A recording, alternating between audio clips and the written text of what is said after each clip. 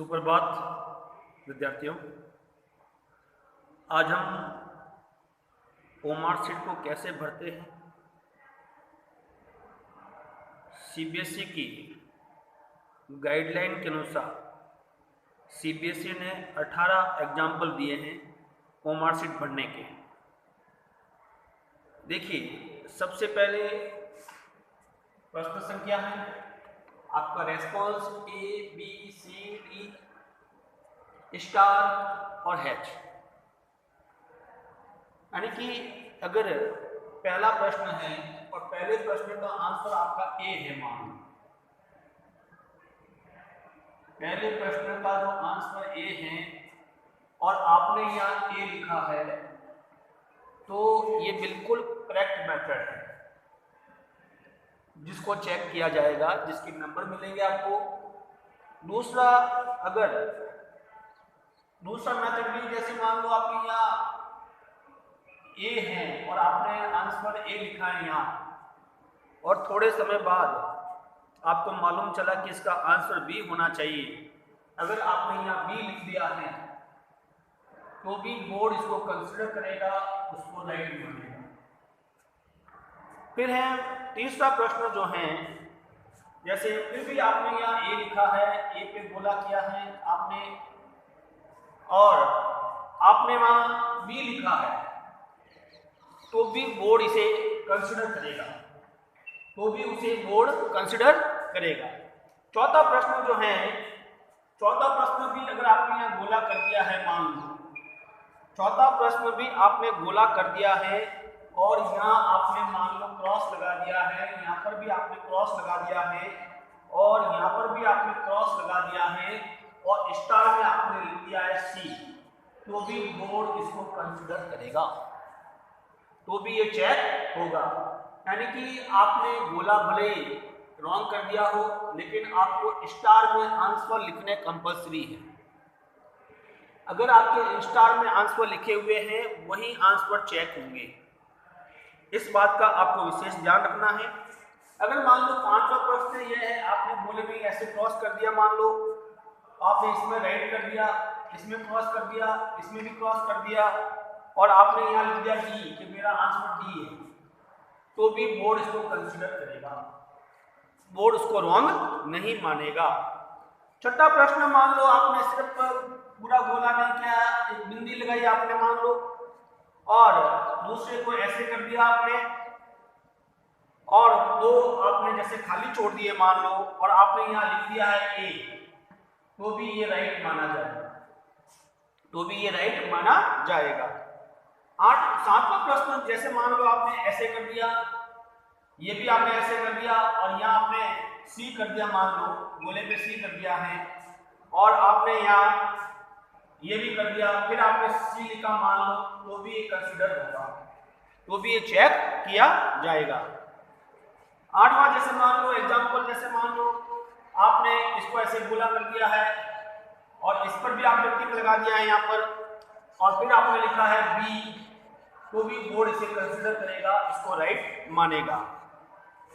फिर है नौवां एग्जांपल, जैसे मान लो आपने इसको, जैसे मान लो इसको आपने क्रॉस कर दिया, इसको आपने ऐसे करके राइट कर दिया मान लो, और यहाँ आपने बी लिखा, तो भी बोर्ड इसे कंसीडर करेगा, इसे राइट मानेगा बोर्ड।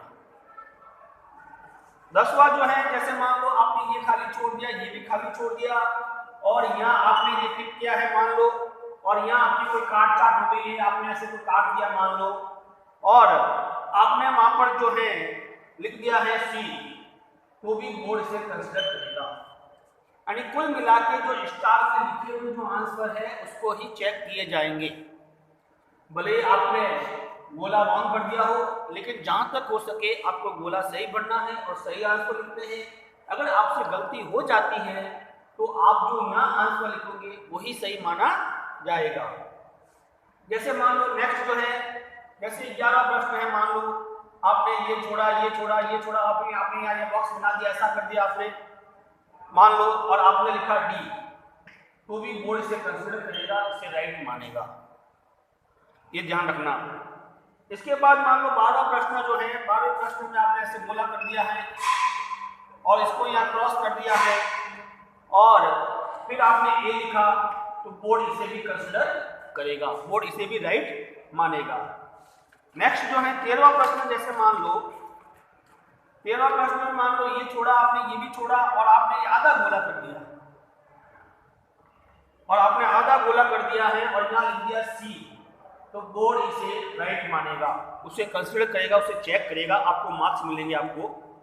14वां प्रश्न जो है आपने मान लो ऐसे कर दिया, एक लाइन खींच दी बीच में, और मान लो ये भी गोला कर दिया, आपने ये भी गोला कर दिया और यहाँ लिख दिया डी, तो भी बोर्ड इसे राइट मानेगा, ये ध्यान रखना है।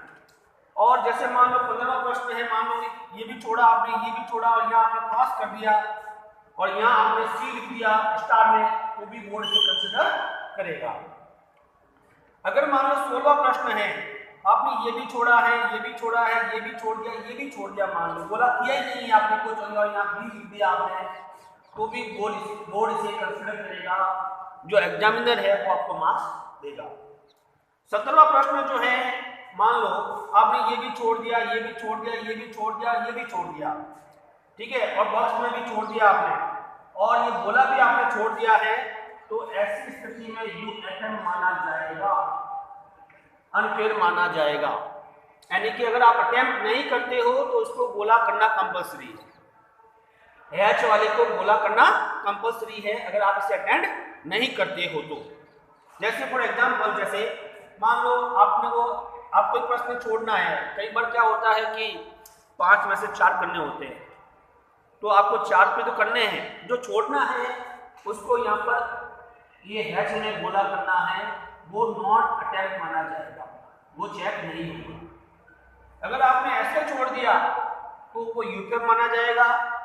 पहली बात तो आपको एग्जाम रूम में बता दिया जाएगा कि जो प्रश्न छोड़े गए हैं वो हैच में गोले करने हैं। इस तरह से बोर्ड ने आपको पूरी रियायत दी है। अगर आपने ए भरा है, यहाँ ए लिखा है, ये बिल्कुल सही मेथड है, और आपने अगर यहाँ ए भरा है और आपने कहा कि नहीं मेरा आंसर बी होना चाहिए और आपने बी भर दिया, बोर्ड ने ये भी राइट माना है। आपने मान लो यहाँ ए भरा है और फिर आपको आंसर वापस फिर मुझे बी भरना, तो बी बिल्कुल राइट है आपका। अगर आपने यहाँ पर भी भर दिया, यहाँ क्रॉस कर दिया, यहाँ क्रॉस कर दिया, यहाँ क्रॉस कर दिया, फिर आपको आंसर लगा कि मेरा आंसर सी होना चाहिए, तो सी भी बिल्कुल राइट है। इस तरह से ये आपने मान लो ये क्रॉस कर दिया, ये राइट कर दिया, ये क्रॉस कर दिया, ये क्रॉस कर दिया, अभी लिखा तो भी राइट माना जाएगा। कुल मिला के स्टार वाले कॉलम को बढ़ना बहुत कंपल्सरी है, ये ध्यान रखना। और जो हैच वाला कॉलम है उसको नॉट अटेम्प्ट, जो आप अटेंड नहीं करते हो, इसके लिए जरूरी है ये, और इसको बढ़ना कंपल्सरी है। इस बात का विशेष ध्यान रखें। इस तरह से आपके आंसर की चेक होगी। धन्यवाद।